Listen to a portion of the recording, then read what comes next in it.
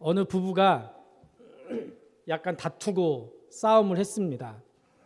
주로 부부가 싸우면 그 다음에 어떻게 하죠? 말을 안 하죠. 우리만 그런 거 아니죠? 네.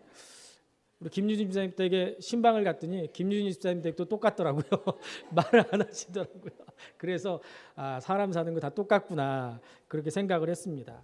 남편이 싸우고 나서 이제 말을 안 하고 있는 그런 상태에서 내일 아침에 회사에 일찍 나갈 일이 있어서 부인에게 깨워달라고 해야 되는데 싸웠잖아요. 그래가지고 깨워달라고 말은 못하고 부인이 자는 자리에다가 종이에다가 여보 나 내일 7시에 깨워줘요 라고 종이에다 써서 이 머리맡에다 붙여놨습니다. 그러면 아내가 전쟁 중이라도 출근해야 되는 거니까 깨워줄 거라고 생각을 했어요. 그리고 믿고 잠이 들었어요. 근데 다음날 아침에 남편이 자다가 일어나서 눈을 떠서 봤는데 8시가 넘은 거예요. 아니 그렇게 7시에 깨워달라고 했는데 지가 언제 했어요? 7시에 깨워달라고 종이까지 붙였는데 남편이 화가 나가지고 깨우지 않아서 벌떡 일어나서 부인한테 가려고 했는데 이렇게 뒤를 돌아봤더니 남편 머리맡에 메모지가 붙어 있었어요. 뭐라고요? 여보 7시예요. 일어나요. 붙어 있었다는 거예요. 여러분 부부싸움은 뭐 우리 가정을 보면 되게 심각한 문제로 싸울 때 별로 없더라고요. 저희도 가끔 싸우고 나서는 한참 지나고 나서 왜 싸웠지? 생각도 안 나는 일 대부분이에요. 왜 싸워요? 자존심일 때가 대부분이더라고요. 서로 너무 사랑해서 결혼한 사람들이 왜 싸우고 왜 이혼해요? 그 순간을 이기지 못해서 싸우고 이혼하고 그러더라고요. 여러분들 혹시 싸우는 순간에도 사랑하는 감정이 여전히 남아있던가요?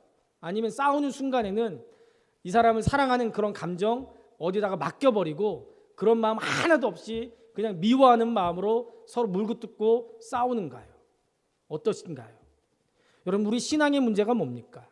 우리가 하나님께서 우리에게 수없이 말씀하시는데도 불구하고 이 복음의 이 말씀에 반응하지 못하는 이유가 도대체 어디 있습니까? 문제는 내가 주님을 사랑할 때 그때가 문제가 아니에요. 내가 주님을 사랑할 때는 문제가 없더라고요. 그런데 주님을 사랑하는 그 사랑이 식었거나 아니면 다른 것에 주님을 사랑하는 그 사랑을 빼앗겼을 때 문제가 항상 생기는 거예요. 오늘 말씀에 보면 예수님이 너희가 나를 사랑하면 이라고 말씀하고 있어요. 무슨 얘기입니까?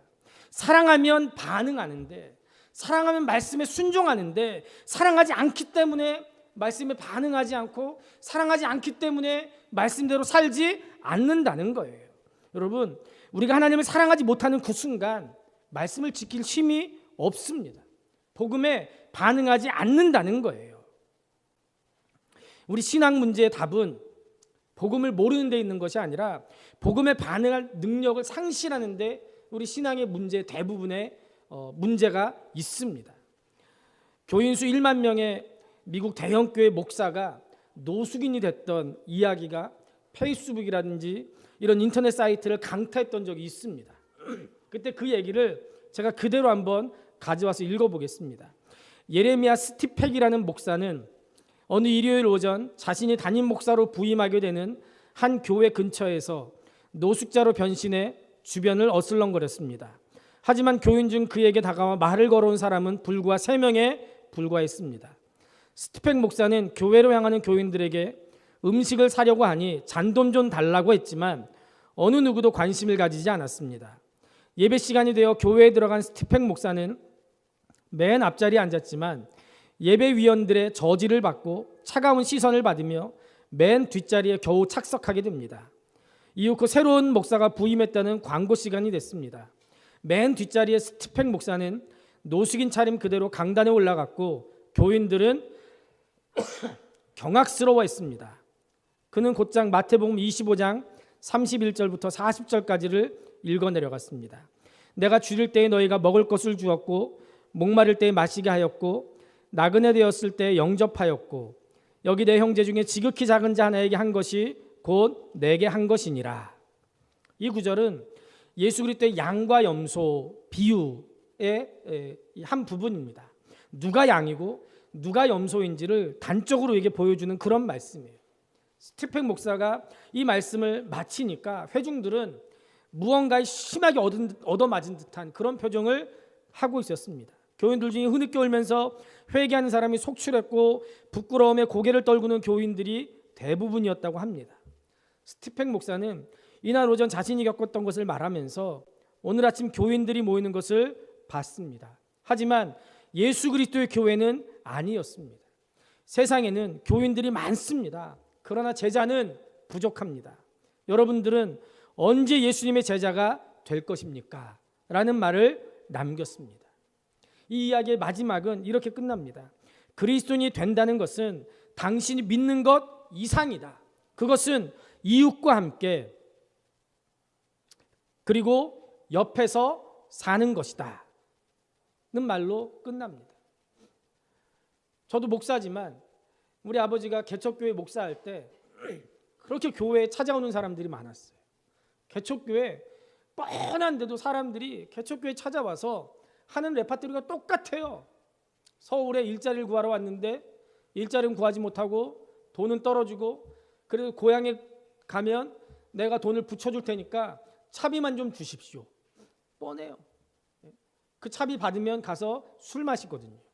그런데 우리 아버지는요, 시계도 풀러주고 돈이 없으니까요. 개척교회 목사 때 시계도 풀러주고 하여튼 있는 거 다 줬어요. 그러면 우리가 아니 아빠 내가 봐도 뻔하게 그 사람 거짓말하는 건데 그 시계 풀러주면 어떡해요? 속으론 나눠주지. 나는 용돈 한 푼 안 주면서. 그런데 우리 아버지는 항상 아니야 꼭 준다고 그랬어. 꼭 붙여준다고 그랬어. 붙여주긴요. 그래서요 저한테 그런 사람들에 대한 안 좋은 인식들이 지금도 여전히 있는 것 같아요. 여전히 교회에 누군가 그런 차림으로 찾아오면 저도 그 사람에 대해서 경계심을 갖고 있는 것 같아요. 이런 말씀을 보면서 나도 이러면 안 되는데 하는데도 불구하고 똑같이 그런 차림으로 오면 어떻게 봐요? 제가요 그 사람을 이상한 눈으로 좋지 않은 눈으로 경계하면서 바라보는 거예요. 주님의 교회 안에 누군가 들어오면 목사가 환영하고 그 사람을 도와줄 생각을 해야 되는데 그렇지 않은 거예요. 왜요? 우리가 믿음으로 산다는 것, 우리가 그리스도인으로 산다는 것은 그저 믿습니다 하는 것 그 이상 이웃과 함께 그리고 그 사람들 옆에 있어주는 거예요. 여러분 복음을 따라 사는 것, 예수님을 믿는다는 것은 복음을 전파하는 것보다 훨씬 더 중요합니다. 누누이 말씀드리지만 세상 사람들이 우리 노원성직교회가 좋은 교회다 그렇지 않은 교회다 뭘 가지고 판단한다고요? 우리 교회 건물을 보면서 야 노원성직교회 정말 좋은 교회야, 아니면 노원성직교회 건물도 참 작고 그리고 생긴 지도 오래됐고 그러니까 저 교회는 별로야, 이렇게 얘기하는 사람들이 있어요 없어요? 없습니다. 노원성직교회가 좋은지 좋지 않은지 뭘 보고 판단한다고요? 목사인 내 삶을 보고 사람들이 판단하는 거예요. 제가 예수님처럼 살면 사람들이 노원성직교회를 보면서 뭐라고 말해요? 노원성직교회 정말 좋은 교회야. 우리 장로님들을 보면서 장로님들이 정말 예수님답게 살면 우리 장로님들 보면 사람들이 뭐라고 얘기해요? 야 노원성직교회 정말 좋은 교회야, 이렇게 얘기해요. 그런데 목사가 다니면서 인사도 잘 안 하고 침이나 뱉고 다니고 껌이나 씹고 다리나 떨고 다니고 차 운전하면서 노원성직교회 목사 찬줄 뻔히 아는데 주차 대충 해놓고 신호막 위반하고 그러면 사람들이 뭐라고 얘기해요? 노원성직교회 글렀어, 그렇게 얘기해요. 여러분 우리가 복음을 전파하는 것보다 더 중요한 것은 복음대로 복음을 따라 사는 거, 그게 정말 중요한 일인 줄로 믿습니다. 사랑한다는 것은 내가 잘 되는 것과는 다른 겁니다. 사랑하기 때문에 사랑하는 사람이 잘 될 수 있다면 무엇이든지 합니다. 그러니까 완전히 음식에 조미료라든지 그런 걸 하나도 안 치고 아무 맛도 나지 않게 먹었던 우리 집사람이 요즘에는요 짜게 먹어요. 왜요? 저 먹여 살리려고 맵고 짠 걸 좋아하는 저를 먹여 살리려고 하다 보니까 자꾸 소금 뿌리고 고춧가루 뿌리고 그렇게 하다 보니까 어떻게 됐어요? 입맛이 바뀌어버린 거예요. 저는요, 제 아내가 아무 맛도 안 나는 음식을 그게 맛있다고 저는 지금도 사실은 이해가 되지 않아요.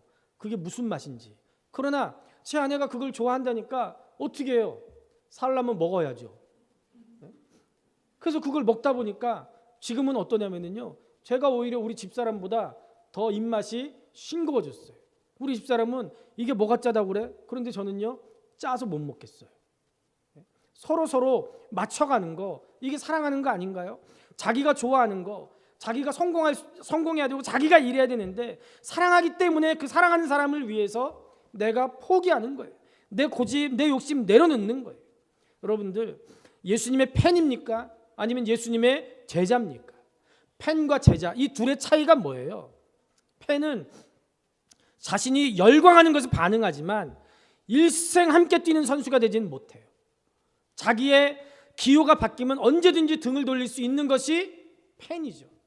우리 드림이가요, BTS가 방탄소년단이 유명해지기 전에 방탄소년단 팬이래요.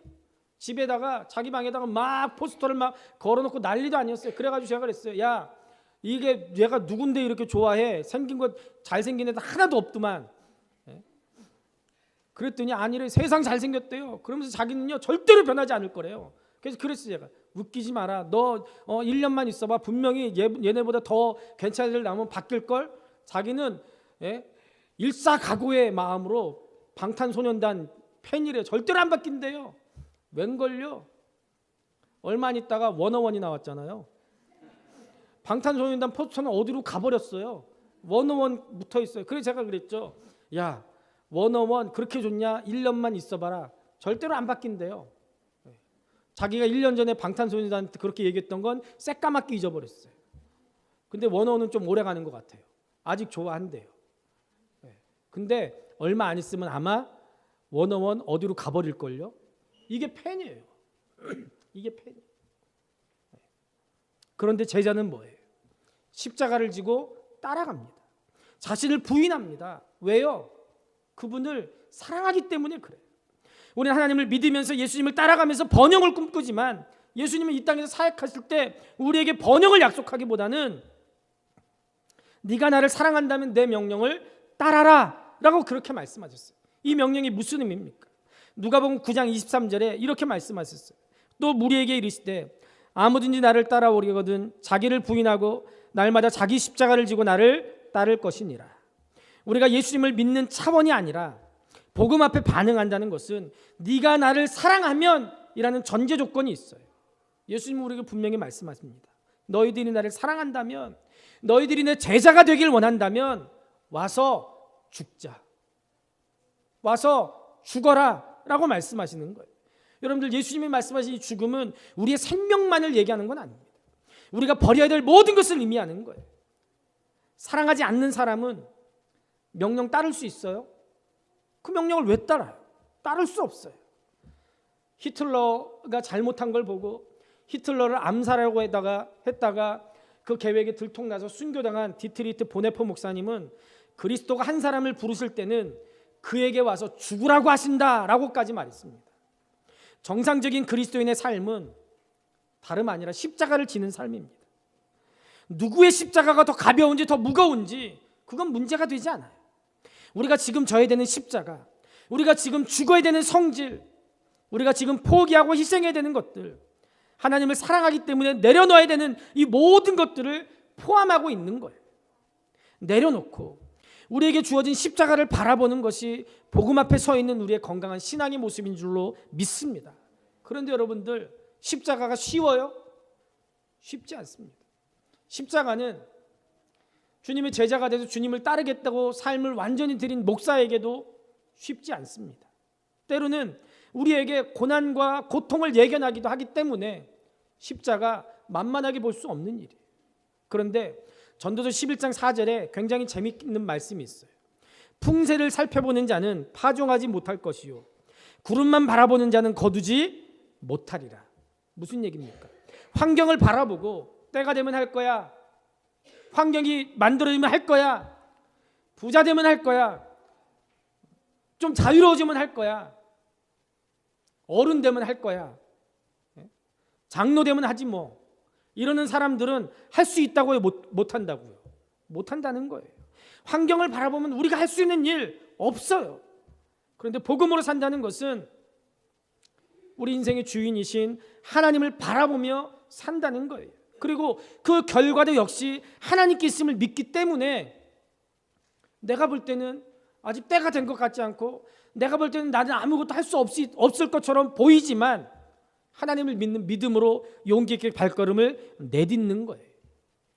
언젠가 신문에서 굉장히 재밌는 기사를 봤습니다. 필립스라는 유명한 전기 면도기 회사가 있습니다. 어느 날 매출이 50%가 늘었는데요. 그 이유가 뭔가 사람들이 분석을 했는데요. 면도기는 누가 쓰는 거예요? 여러분, 면도기는 누가 쓰는 거예요? 남자가 쓰는 거죠? 진아는 지나갔어? 왜 면도기는 남자가 써요. 그런데 필립스 회사가 가만히 봤더니요, 남자가 쓰는 면도기를 누가 사요? 여자가 사더래요. 남자한테 선물하는 가장 만만하고 가장 선물하기 좋은 제품 중에 1위가 면도기로 뽑혔대요. 그래서 필립스 회사가 그전까지는 남자들이 좋아하는 디자인으로 면도기를 제작을 했는데 여자가 사더라. 거기서 착안을 해가지고요, 여자가 좋아하는 색깔, 여자가 좋아하는 디자인으로 면도기를 바꿨더니 매출이 갑자기 50%가 늘었다는 거예요. 완전히 생각을 다르게 했더니 성공한 거예요. 또 하나의 예가 있습니다. 일본의 최대 사과 생산지인 아오모리현에서 1991년에 가을 태풍이 와가지고요, 사과의 90%가 다 떨어져 버렸대요. 사과를 이제 수확해서 팔아야 되는데 90%가 다 떨어져 버렸으니까 망했어요. 그래서 사람들이 넋을 잃고 있을 때 그 마을 이장이 나서가지고, 야, 우리 이렇게 낙심하지 말고 남아있는 10%를 활용하자. 그래가지고요, 그 사과를 어떻게 팔았냐면요, 무서운 태풍에도 떨어지지 않은 합격 사과라고 선전을 해가지고요, 그 10%를요 10배의 가격을 붙여서 팔았대요. 그랬더니 사람들이요, 사과 하나에 10배의 가격을 붙여서 파는데도요, 무서운 태풍에도 떨어지지 않은 합격 사과라고 해가지고요 기꺼이 10배의 가격을 주고 샀대요. 그러니까 오히려 더 이익이 남은 거예요. 네?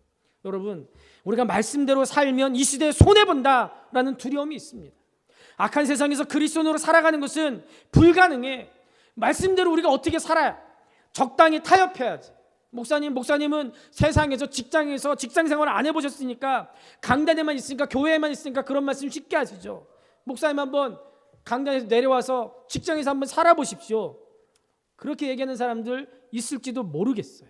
그러나 저는 하나님의 말씀을 믿는 사람으로서 분명히 말씀합니다. 말씀대로 살아보지 않고 지레 겁먹는 것은 그리스도인들의 바른 태도가 아니라는 거예요. 필립스와 합격사과 이야기는요, 일반적인 사람의 생각과 다른 결과가 나타난다는 것을 우리에게 보여줍니다. 하나님을 사랑하는 그리스도인들은 예수 없는 사람들과 다르게 생각하고 다르게 사는 사람들인 줄로 믿습니다. 너희가 나를 사랑한다면 주변 환경이나 사람들 따지지 말고 하나님의 말씀을 행하는 자가 되라는 거예요. 그러면 하나님께서 거두게 해주시겠다는 거예요. 얼만큼요? 100배, 60배, 30배로 거두게 해주시겠다는 거예요. 우리에게 중요한 것이 복음을 믿는 것이 아니라 믿는 대로 행하는 것이라면 그러면 어떻게 하면 됩니까? 미국의 남북전쟁 때 프레드릭스버그 대전투라는 유명한 전투가 있었습니다.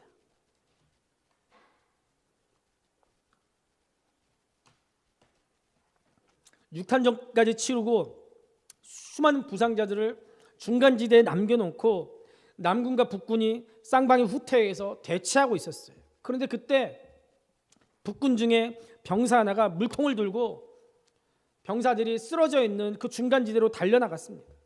북군에서 병사 하나가 뛰쳐나오니까 남군에는 막 사격을 시작했어요.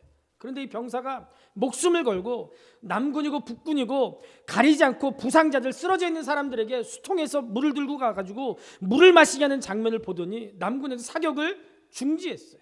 그리고 북군에서도 그걸 보고 사격을 중지했어요. 쌍방간에 서로 얘기를 해가지고 합의를 해서 우리 1시간 동안 휴전을 하고 서로 부상자들을 데리고 와서 치료하자라고 합의를 했어요.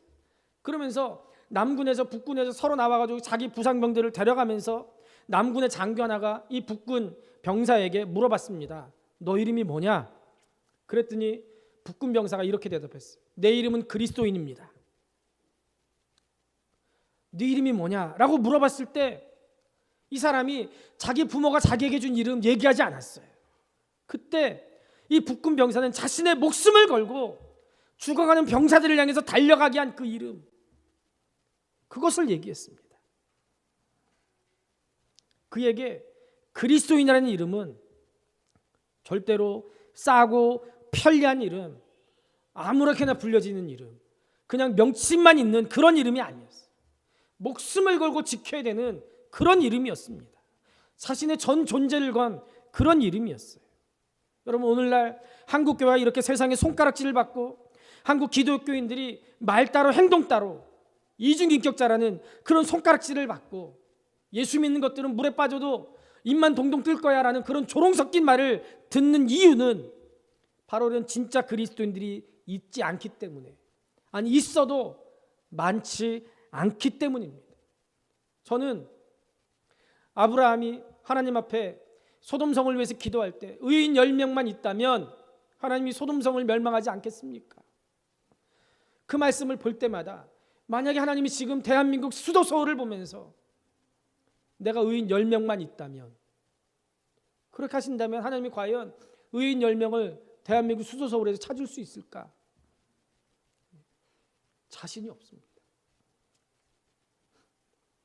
예수님처럼 살려는 진정한 신앙의 경주가 우리 가운데 없어요. 너희가 나를 사랑하면 나의 계명을 지키리라. 물론 우리 중에 누구도 완전하지 않습니다.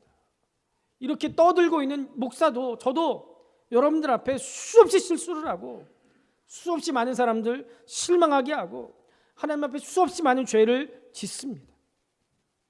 우리가 예수님 안에 살다가 하나님을 사랑하게 되면 예수 없는 사람들은 이해할 수 없는 삶을 살게 돼요.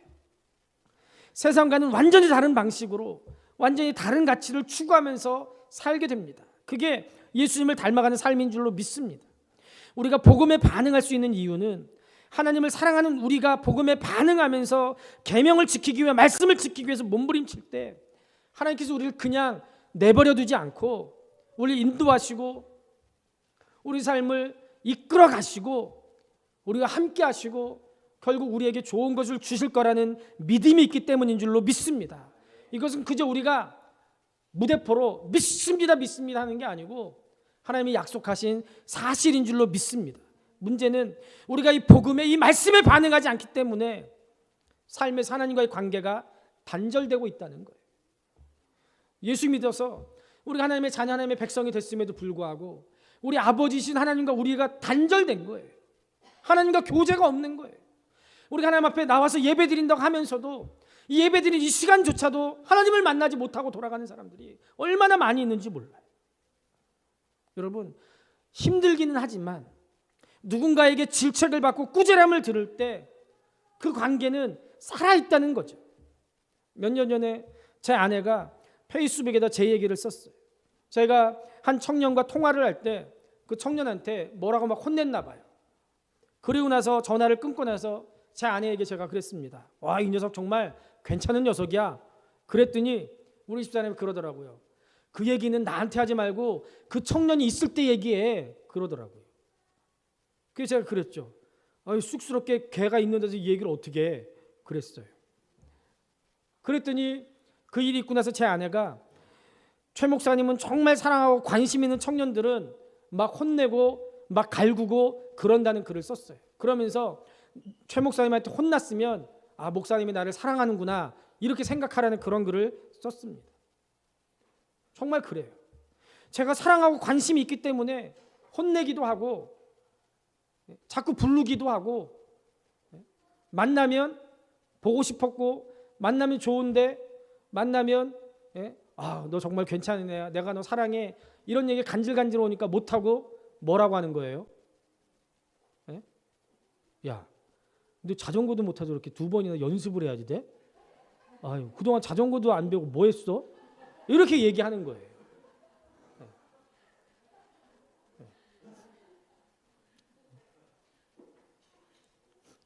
야, 너 개 탔냐? 뭐 자꾸 사준다 그러면 너 개 탔어? 속으로는 좋으면서 자꾸 그렇게 얘기하는 거예요. 왜요? 사랑하니까요. 네? 만나고 싶으니까요. 만약에 내 자식이 아니라면 내가 뭐하러 관심을 갖고 뭐하러 혼내고 뭐하러 보고 싶겠어요. 어느 날 공자가 제자들과 길을 가는데 길 옆에서 한 사람이 소변을 보고 있었습니다. 공자가 그 사람을 보면서 크게 호통을 쳤어요. 그리고 계속 길을 가는데 이번에는 큰 대로에서 한 사람이 큰 일을 보고 있었습니다. 그때 제자들은 공자가 좀 전에 소변을 볼 때 아주 된통은 났으니까 이 사람은 큰 일을 보고 있었으니까 완전 이 사람 죽었어. 아마 똥 누고 있는데 거기다 주저앉을지도 몰라. 그렇게 생각을 했는데요. 공자가요. 그 사람을 본척 만척하고 그냥 지나치는 거예요. 제자들이 이상해서 선생님, 저 사람은 아까 그 사람보다 더 잘못했는데 왜 그냥 지나가십니까? 이렇게 물어봤더니요. 그때 공자가 뭐라고 그랬습니까? 저 인간은 야단쳐도 들을 인간이 아니기 때문에 내가 그냥 가는 거야. 그렇게 얘기했다는 거예요. 여러분, 책망도 들을 만한 사람에게 하는 거죠. 포기한 사람에게는요, 책망하지도 않는 거예요. 하나님이 축복하시는 사람은 책망받을 일을 하지 않는 사람이 아니라 하나님께서 말씀하실 때 그 말씀을 하나님의 말씀으로 받아들이는 사람, 그 사람이 하나님 앞에 복받는 사람인 줄로 믿습니다. 신앙은 내 마음대로 믿는 게 아니라 하나님의 말씀대로 믿고 순종하는 것이 신앙인 줄로 믿습니다. 그런 믿음을 가진 사람은 하나님께서 잘 다듬어서 세상의 빛으로 삼으시는 줄로 믿습니다. 오스왈드 챔버스가 복음에 반응한다는 것에 대해서 이렇게 묵상했어요. 첫째, 복음에 반응한다는 것은 주님은 절대로 순종을 강요하지 않습니다. 주님께서는 우리가 무엇을 해야 되는지 아주 강하게 말씀하시지만 절대로 강제로 시키지 않습니다. 우리는 주님과 하나가 된 마음 가운데 주님께 순종해야 됩니다. 바로 이런 이유 때문에 주님께서는 제자도를 말씀하실 때마다 언제나 만일이라는 단어를 사용하셨습니다. 당신이 원하지 않으면 그럴 필요가 없다는 뜻입니다. 아무든지 나를 따라오려거든 자기를 부인하고, 제자가 되려는 사람은 주님을 위해 자기 권리를 포기하라는 말씀입니다. 이것은 영원한 신분이 아니라 우리의 현실 속에서 주님께 가치가 있는 사람이 되는 비결을 말씀하신 것입니다. 주님께서는 우리에게 규율을 주신 것이 아니라 주님의 기준을 명확하게 하신 것입니다. 만일 주님과 나의 관계가 사랑이라면 나는 조금도 주저하지 않고 주님께서 말씀하신 것을 행할 것입니다. 만일 주저한다면 이는 내게 주님 외에 주님과 경쟁 상대인 다른 사랑의 대상이 있다는 뜻입니다. 그 다른 대상은 바로 나 자신입니다. 무슨 얘기입니까? 결국 복음에 반응한다는 것은 말씀에 자발적으로 순종한다는 거예요. 그리고 순종은 복종과는 다른 거예요. 억지로 힘에 눌려 사는 게 아니라 주님을 사랑하기 때문에 기꺼이 따르겠다는 고백이에요. 그래서 사랑하면이라는 전제가 붙어 있는 거예요. 우주의 주인이신 하나님을 사랑하는 우리에게 주신 것은 규율이 아니라 우리 삶의 기준이라는 것을 여러분들 분명히 알아야 됩니다. 두 번째는 지금입니다. 하나님의 명령은 지금이지 나중이 아닙니다. 이 부분에서 우리가 가장 많이 논쟁하고 가장 많이 고민합니다. 우리는 어떤 일을 하는 것이 옳다는 것을 알지만 지금 당장 하지는 않겠다고 말합니다. 그래서 지금 하지 않으려고 여러 핑계를 찾기 위해 애씁니다. 하나님께서 보여주시는 정상에 오르는 것은 나중에 할 수 있는 일이 아닙니다. 지금 당장 해야 됩니다. 희생은 현실 속에 드려지기 전에 나의 의지 안에서 먼저 드려져야 합니다. 아브라함이 희생을 선택한 것이 아니라 하나님이 희생을 요구하셨습니다. 만일 하나님께서 달콤한 잔을 주시면 은혜로 마시고 쓴 잔을 주시면 주님과 함께 마시기 바랍니다. 여러분, 복음에 반응한다는 것은요, 지금 반응한다는 것을 말합니다. 우리 중에 복음에 반응한다는 것은 고난이나 희생을 생각하는 사람이 있을 겁니다. 그러나 복음에 반응한다는 것은 우리 삶에 지금 일어나는 모든 것을 포함하는 일입니다. 달콤한 잔을 주시면 냉큼 은혜로 마시면서 쓴 잔을 주시면 이거는 조금 있다가, 혹은 이거는 장로님들한테, 이거는 목사님한테, 이게 아니라 쓴 잔을 주셔도 기꺼이 주님과 함께 마시는 것, 이것이 하나님을 사랑하는 자들이라면 마땅히 지금 반응하는 그런 모습인 줄로 믿습니다. 세 번째로 직감적인 반응이에요. 하나님과 깊게 하나가 되면 주님께 나를 어떻게 인도해달라고 끊임없이 간구할 필요가 없게 됩니다. 거룩해졌다는 뜻은 우리가 하나님의 자녀가 됐다는 뜻이며, 자녀라면 불순종을 원하지 않는 한 자연스럽게 순종할 것입니다. 불순종을 원하지 않는 한 자연스럽게 순종할 것입니다. 불순종을 하면 직감적인 갈등이 생깁니다. 영적인 세계에서 이 직감적인 갈등은 성령의 경고입니다. 성령께서 이런 경고를 주시면 당장 멈추고 우리 영을 새롭게 해서 주님의 뜻을 분별할 수 있어야 합니다. 제가 은혜 받고 예수님을 믿고 깨닫게 된 것은 인도해달라는 간구가 아니라 지금 일어나고 있는 모든 일에 대해서 순종할 수 있는 용기를 달라는 기도로 제 기도가 자연스럽게 바뀌더라고요. 여러분, 우리의 기도가 이렇게 바뀌게 될 줄로 믿습니다. 우리가 정말로 주님을 사랑한다면 주님께 내 뜻에 좀 맞춰달라고 할 것이 아니고 내 뜻을 주님께 맞춰가야 될 줄로 믿습니다. 이미 우리가 살아온 날들을 보면 하나님께서 우리를 여기까지 인도하셨음을 확신하기 때문에 앞으로의 삶에 대해서도 즉각적으로 반응할 수 있게 될 줄로 믿습니다. 제가 같이 신앙생활했던 청년 중에 김우원이라는 청년이 있습니다. 지금은 결혼해서 애 아빠가 됐는데요. 이 청년이 저랑 처음 만났을 때 청년부 리더였어요. 그런데 처음에 군산에 있는 자동차 회사에서 계약직으로 일을 하고 있어서 주일날 계속 오지 못하다가 이제 그 계약직 일이 끝나고 나서 주일날 다시 서울로 올라와서 주일날 같이 예배를 드리면서 청년 리더를 했어요. 그런데 자동차 회사에 일해 보니까 너무 그 일이 자기한테 맞는 거예요. 그래가지고 자기 이 자동차 회사에서 일을 하려고 계속해서 구직을 하는 거예요. 계약직으로 가려고 해도 그런데 취업을 하려면 취업 브로커에게 돈을 줘야지 취직을 할 수 있는 거예요. 몇 천만 원을 줘야 된다는 거예요.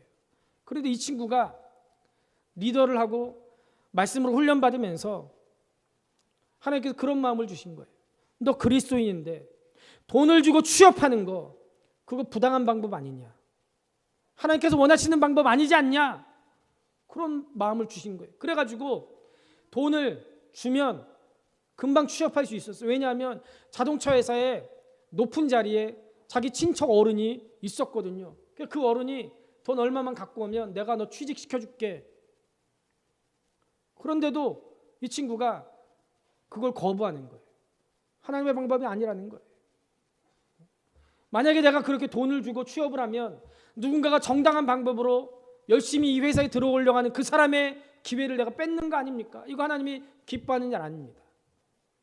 부모님도 시간이 자꾸 가니까 야 그냥 돈 주고 취업해. 돈 만들어 줄게. 근데도 안 돼. 부모님이 떡집을 하셨는데요. 안 되니까 몇 년 기다려도 안 되니까 그러면 떡집 나랑 같이 하자. 떡집에서 일하기도 했었어요. 그럼에도 불구하고 끝까지 하나님의 방법이 아니기 때문에 나는 하나님의 방법대로 정직하게 취직하겠습니다 라고 고집을 부리는 거예요. 근데 이 친구가 불안하지 않았을까요? 불안했어요. 그 수요일 날 저녁 예배가 마치면 그때 리더 모임을 했어요. 리더 모임을 저녁 예배 마치고 한 8시 반, 9시부터 청년들이 퇴근하고 그때부터 리더 모임을 하면 보통 11시 넘어서 끝났어요. 11시 넘어서 청년들 다 집에 가면 교회 마당에서 저랑 한 30분 동안 같이 얘기하는 거예요. 목사님 어떻게 하면 좋겠습니까? 내가 생각하는 게 맞죠? 하나님께서 원하시는 방법 맞죠? 그러면 저는 어떻게 목사가 야 다시 한번 생각해봐 이럴 수 있나요? 그래 네 방법이 맞아. 하나님이 너 인도해 주실 거야. 걱정하지 마. 같이 기도하자. 같이 위로하고 기도하고 그걸 몇 년 했어요.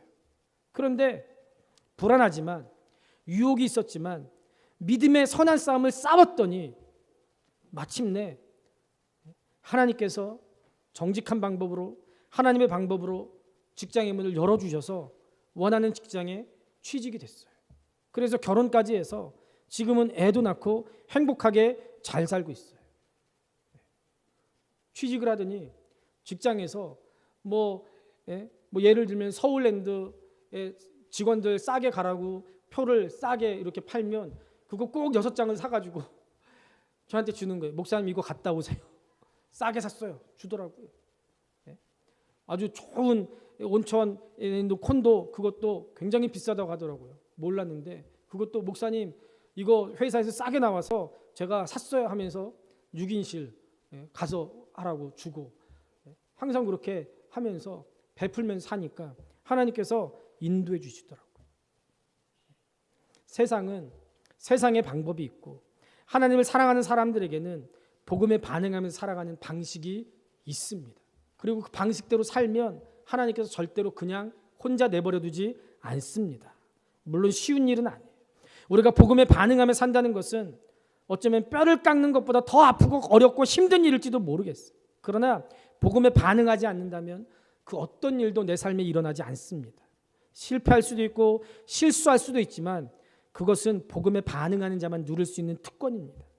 하나님을 사랑한다고 하면서 복음에 반응하지 않고 하나님을 사랑한다고 하면서 하나님 앞에 기도하지 않는다면 어떤 기적도 일어나지 않습니다.